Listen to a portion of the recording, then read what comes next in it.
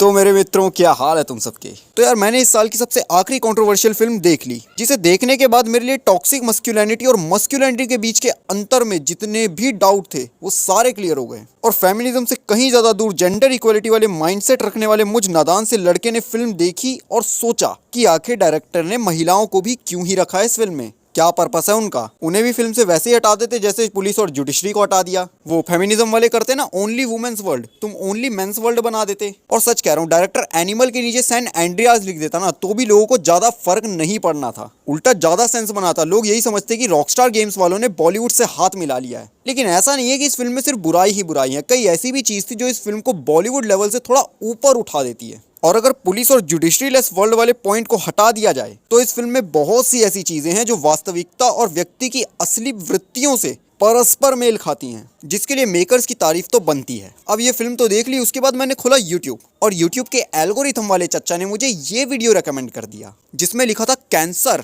This is cancer, worst movie of 2023। मैंने सोचा यार कि खास तो मुझे भी नहीं लगी ये फिल्म, लेकिन ऐसा क्या बिल्कुल ही नए किस्म का वाहियातपना दिख गया इसमें कि इस बंदे के लिए ये मूवी वर्स्ट बन गई। क्या पता भाई मैंने ही कुछ मिस कर दिया हो मूवी के अंदर। तो अपने 15-16 मिनट दाव पे लगाकर मैंने इसकी वीडियो को 1.5x की स्पीड पर देखना चालू कर दिया। अब इसकी वीडियो चल रही थी जिसमें वही ज्ञानपना जो एक एवरेज बंदा ऐसी फिल्मों को देखकर दे सकता है। वही कि अगर एक बच्चा हो, क्या नाम था उसका, मुन्नू। हाँ मुन्नू अगर ये फिल्म देखे। वैसे मैं बता दूं कि ये फिल्म ए सर्टिफिकेट वाली है, यानी एडल्ट्स ही देख सकते हैं इस फिल्म को। अब ये पेरेंट्स के ऊपर है कि वो अपने 18 से नीचे वाले बच्चे को ये फिल्म दिखाते समय ऐसे सर्टिफिकेट पे ध्यान देते हैं कि नहीं देते हैं। ये सब जानते हुए ध्रुव ने एक 17 साल से कम उम्र के बच्चे का एग्जाम्पल ले लिया, वही अपने नैरेटिव को बचाए रखने की चूपा निंजा टेक्निक। फिर मैंने इसकी वीडियो चलते चलते स्क्रीन को स्क्रॉल करना शुरू कर दिया और एल्गोरिथम नाम के चचा ने मुझे ये वीडियो रेकमेंड कर दिया जिसमें मैंने देखा कि यही सेम बंदा गैंग्स ऑफ वासेपुर को डिकोड कर रहा है। मानो अगर ये डिकोड ना करे तो कोई समझेगा ही नहीं उसे। होगा भाई कुछ क्वांटम फिजिक्स टाइप का उसमें, मुझे तो अभी तक नहीं दिखा। परपेंडिकुलर समझते हो ना? सॉरी मजा नहीं आ रहा है। अब यार मेरा दिमाग टनकने लग गया कि क्या सीन है ये। साला जो बंदा एक फिल्म को कैंसर बता रहा है उसी बंदे को वैसी ही या उससे ज्यादा वायलेंट और एब्यूसिव लैंग्वेज से भरी मूवी से कोई परेशानी तो छोड़ो, टाइटल में is that most important film. क्यों भाई ध्रुव, एनिमल फिल्म जिसमें जो भी हरकतें दिखाई गई हैं उनमें से ज्यादातर हरकतें एक एवरेज आदमी अफोर्ड ही नहीं कर सकता। वो फिल्म देखकर मुन्नू बिगड़ जाएगा। पर अगर मुन्नू गैंग्स ऑफ वासेपुर देखेगा जो कि यूट्यूब पे फ्री में अवेलेबल है तो मुन्नू पे कोई असर नहीं पड़ेगा। जब मुन्नू देखेगा कि कैसे किसी के घर पर बड़े मजे से गोलियों की बरसात की जा रही है, सरदार खान किसी जेब कतरे की तरह राह चलते आदमी को धै चाकू कर रहा है, टू व्हीलर चलाते हुए बड़े स्टाइल में बम फेंके जा रहे हैं। परपेंडिकुलर जैसा 14 साल का मुन्नू की एज वाला छात्र स्कूल की वर्दी में ब्लेड का परपेंडिकुलर और टेंजेंट यूज सीखता भी है और करता भी है, और वही छात्र अपने मित्र छात्र के साथ कट्टा दिखाकर दुकान लूटता है। और तो और ऐसे सभी दृश्यों को कूल बनाते बैकग्राउंड म्यूजिक मुन्नू को बिल्कुल प्रेरित नहीं करते कि वो परपेंडिकुलर बन जाए, क्योंकि अगर ऐसा होता तो ध्रुव भैया इस वीडियो में बता देते। पर एनिमल फिल्म से मुन्नू को हिंसा करने का मन करेगा, वैसी हिंसा जो शायद वो अफोर्ड भी नहीं कर सकता। पर नहीं, वो हिंसा करेगा just according to Dhruva logics. जय भद्रकाली सरकार। उसके बाद राह चलती लड़की को पकड़ के पोंगी हो, ब्याह हो गया है, या फिर एक लड़की के घर में घुस के सेक्स करना चाहता हूँ तुम्हारे साथ।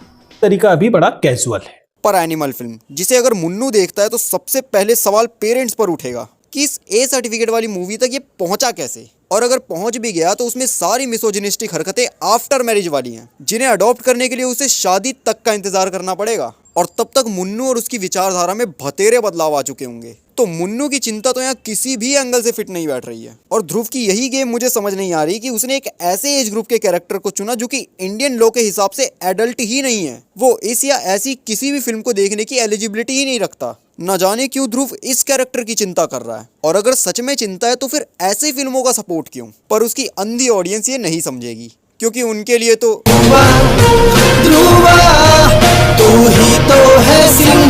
उसके बाद ध्रुव इस फिल्म के इस पोस्टर से चिढ़कर कहता है कि ये फिल्म कैंसर है क्योंकि ये कैंसर को बढ़ावा देती है। मतलब अगर इसी महानुभाव के लॉजिक से आगे बढ़ा जाए तब तो पेरेंट्स को अपना बच्चा बाहर भेजना ही नहीं चाहिए, क्योंकि ये तो सिर्फ पोस्टर है। बाहर बच्चा सैकड़ों लोगों को लाइव देख लेगा, और अगर गलती से उसके रास्ते में नाला आ गया, वो चलते चलते कई बार आ जाता है ना राइट साइड में नाला, तब तो समझ जाओ कि वो क्या क्या करने लगेगा। मैं बताऊं क्या करेगा। अगर लड़का समझदार होगा और पढ़ा लिखा ना भी हुआ तो भी उस पर कोई असर नहीं पड़ेगा। मेरे भाई ध्रुव, तू ही बता, तूने ये ही नहीं ऐसी कई फिल्में देखी होंगी जिनमें बहुत धूम्रपान हुआ होगा। अब ये मत बोलिए नहीं देखी है, ये गैंग्स ऑफ वासेपुर और सेक्रेड गेम्स वाली वीडियोस पड़ी हैं तेरी, और ब्रेकिंग बैड किस पर बेस्ड है वो सब जानते हैं। तो भाई बता, क्या तुझे कोई फर्क पड़ा? क्या तुझमें धूम्रपान की इच्छा ने जन्म लिया? नहीं लिया ना, क्योंकि तुझे लगता है तू समझदार है। तो मेरे भाई, एक आम एडल्ट छोड़ एक किशोरावस्था वाले बच्चे में भी इतना दिमाग तो होता ही है कि वो नशे के पदार्थ को नशे के रूप में पहचान सके। बाकी आगे उसकी मर्जी है कि वो ऐसी बकचोदी करता है कि नहीं।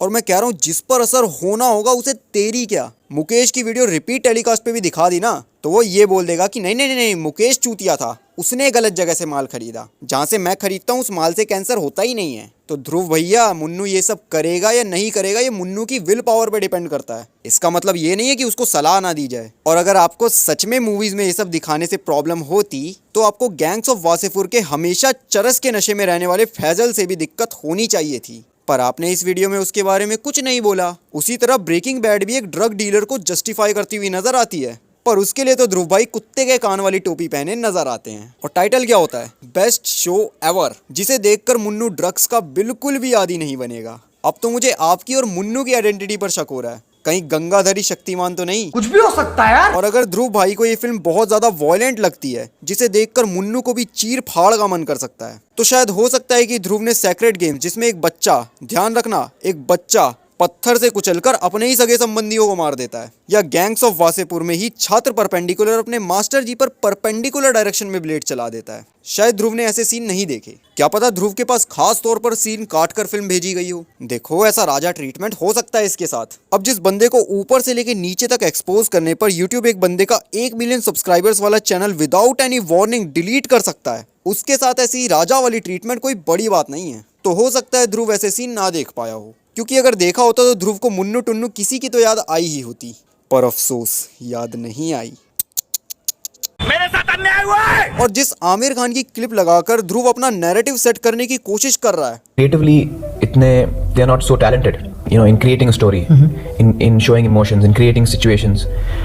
They depend heavily on violence and sex. उस भाषणबाजी के ठीक कुछ सालों बाद उसी आमिर खान ने गजनी नाम की मूवी की थी, और गजनी मूवी में कैसा वायलेंस था ये हम सब ने देखा है। सोच रहे हो, इस बंदे के नैरेटिव सोर्स भी 2 मुंह हैं। क्या प्रोपेगेंडा फैलाएगा रे तू। खैर, ध्रुव की तो ये पुरानी आदत है, झाड़ू वाली पार्टी का इनहेरिटेड ट्रेट। अरे चुप हो जाओ पापियो, चुप हो जाओ। अरे डेथ नोट, जो कि सुसाइडल थॉट्स और डेथ को रोमांटिसाइज करता नजर आता है, पर ध्रुव जी के लिए ये आर्ट ऑफ एनिमे है।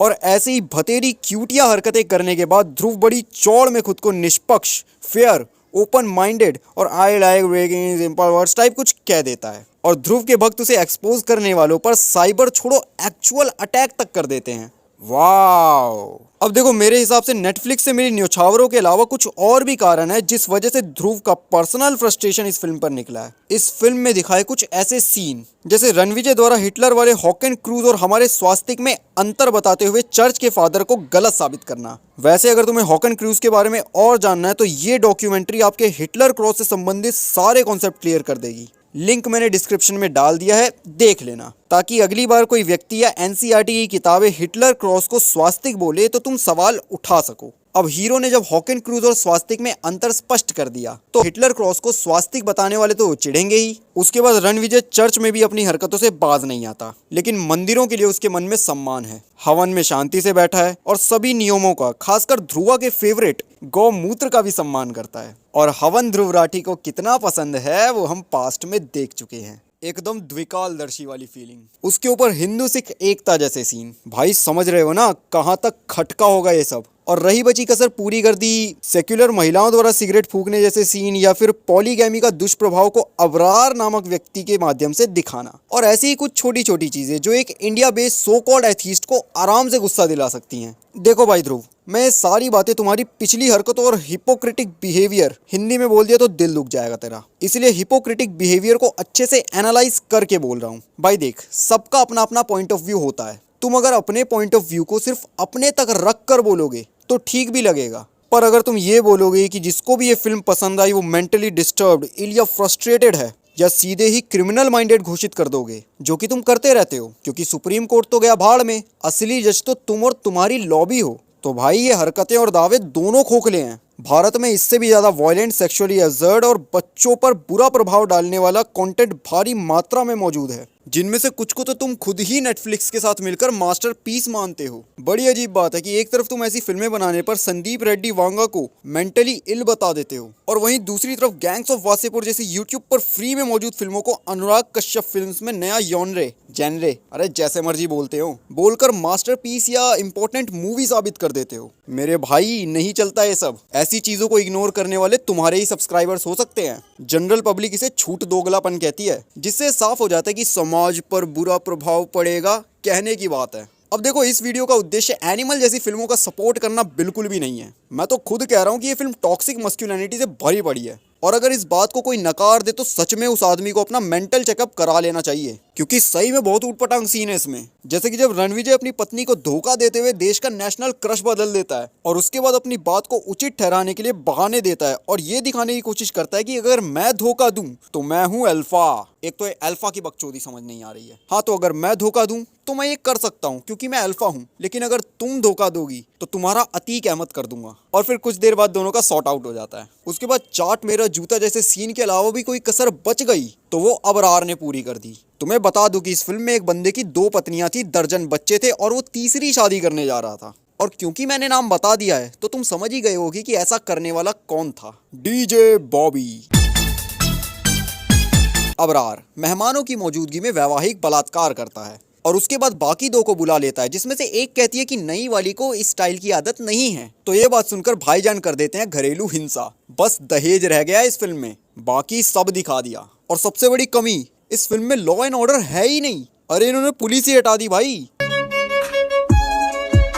उसके बाद लड़के के पास जो कुछ भी है वो बाप का है, खुद का कुछ नहीं है। बेटा ध्रुव, तेरा मुन्नू बिक जाएगा अगर वैसी हरकतें करने लग गया तो। और इतना फाइनेंशियली अवेयर तो इस देश का एवरेज मुन्नू होता ही है। पूरी फिल्म में तुम्हें एक कैपिटलिस्टिक माहौल नजर आएगा। महिलाओं के डायलॉग्स की बात करें तो ज्यादातर महिलाएं एक ही कॉमन लाइन पर चल रही हैं। जैसे कि रणविजय की एक बहन पूरी फिल्म में पति और भाई की लड़ाई में झुलसी रहती है। माता जी का जब भी फिल्म में 2-3 बार डायलॉग निकलेगा तो वो रणविजय को सेफगार्ड करेंगी। छोटी बहन को घंटा फर्क नहीं पड़ता परिवार में क्या चल रहा है। और फिर मिस जोया आई ही थी नया नेशनल क्रश बनने, बची कौन? रश्मिका। तो वो कुछ बोलती रहती है, जिसे समझने के लिए तुम्हें फिल्म के OTT पर आने का वेट करना होगा, क्योंकि सबटाइटल्स आराम से मिल जाते हैं ना उधर। और शुक्र है कि फिल्म में रश्मिका की जगह आलिया भट्ट को नहीं लिया, वरना हो सकता था कि घर का गुस्सा शूटिंग में निकलने लगता। और फिल्म में तो सीन भी ऐसे हैं कि हर प्रकार का ऑब्जेक्शन फेल हो जाए। साला आधा इंटरवल पापा पापा पापा सुनने में निकल जाएगा। एक बार को पापा ही सही में परेशान होकर बोल दें। सुनाई दे रहा है, बेरा नहीं हूं मैं। ये फिल्म तुम्हें फिल्म कम GTA ज्यादा लगेगी, जिसमें हमारे मेन प्लेयर के पास सारे चीट कोड हैं, पर वो इस्तेमाल करता है सिर्फ 2।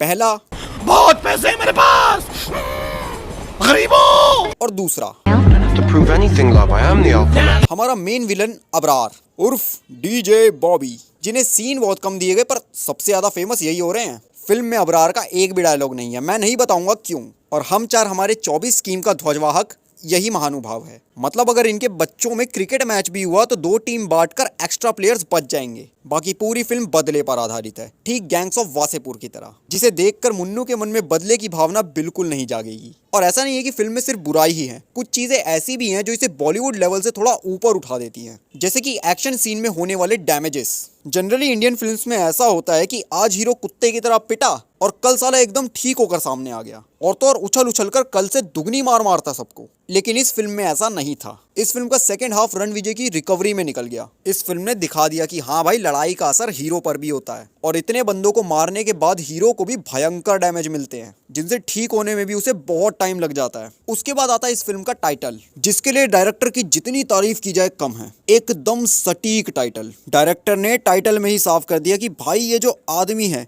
ये मनुष्य, मानव कहलाने लायक नहीं है। ये बंदा एनिमल ही है, मानव शरीर में छिपे हुए जानवर को रिप्रेजेंट करता है। और जिस प्रकार एक आदमी के भीतर छुपे जानवर को इस फिल्म में दिखाया है, उसके लिए भाई क्लैपिंग। एक आदमी की छुपी हुई वृत्तियों, इच्छाओं को, जिसे आदमी अपनी शराफत के कंबल के नीचे छुपाए रहता है, उसे बहुत अच्छे से दर्शाया गया है इस फिल्म में। चाहे वो भैया बोलती है एक लड़की के मन को बदलने की इच्छा हो, या लव मैरिज के बाद भी एक्स्ट्रा मैरिटल अफेयर रखने की इच्छा, या जो भी जानवरपना, उसे एकदम सटीकता से दिखा दिया। इसी वजह से टाइटल फुली रिलेट करता है। और ऐसा बिल्कुल भी नहीं है कि ऐसी फिल्में नहीं बननी चाहिए, क्योंकि सीधी सी बात है, अगर यही फिल्म हॉलीवुड में बनी होती या ऐसी वेब सीरीज हॉलीवुड में बनी होती और वो डब होकर इंडिया में एयर होती, तब मैं देख लेता कि ऐसे लोगों को समाज की कितनी चिंता है। ठीक है, और वो अभी भी अच्छे से दिख रहा है। हॉलीवुड में ऐसी कई फिल्में बन चुकी है जो इससे भी वाहियात इम्पैक्ट डालती हैं समाज पे, और वेब सीरीज तो भतेरी हैं, लेकिन उस पर कोई नहीं बोलेगा, वो तो मास्टरपीस हो जाएंगी यार। तो मेरे हिसाब से यार विरोध करो तो सबका बराबर करो। ऐसा नहीं कि तुम एनिमल को बेकार बोलोगे और वहीं दूसरी तरफ गैंग्स ऑफ वासेपुर को मोस्ट इंपॉर्टेंट फिल्म बोलने लगोगे। और अगर तुम मुझसे पूछो तो मैं कहूंगा कि पहले सैम बहादुर देख लो, बाद में अगर पैसा बच जाए तो ये फिल्म देख लो। मैंने तो बस सैम बहादुर देखी है, बाकी इस फिल्म पे मैंने एक ढेला खर्च नहीं किया, क्योंकि इतना पैसा नहीं है मेरे पास। अब ये मत पूछना कि कैसे देखी, इट्स डैम सीक्रेट। तो यारो वीडियो कैसी लगी वो कमेंट सेक्शन में बताओ, बढ़िया लगी है तो लाइक करो, शेयर करो, और बाकी मोदी जी बता देंगे। मेरा ये चैनल सब्सक्राइब करें और मेरे हर अपडेट आपको मिले, इसके लिए बेल आइकन जरूर दबाइएगा। आप सभी को मेरी ढेर सारी शुभकामनाएं। तो अब देख लो, स्वयं प्राइम मिनिस्टर कह रहे हैं तो अब कर दो भाई, और मेरे चैनल पे करो। और हाँ, हॉकन क्रूज की जो डॉक्यूमेंट्री है उसे भी देख लेना, तुम्हारे ही कॉन्सेप्ट क्लियर होंगे। लिंक दे दिया है डिस्क्रिप्शन में। तो भाइयों, मैं जा रहा हूँ अपनी बेरोजगारी का ठीकरा केजरीवाल जी पर फोड़ने। संसद भवन मैं आ रहा हूँ। जय श्री कृष्ण।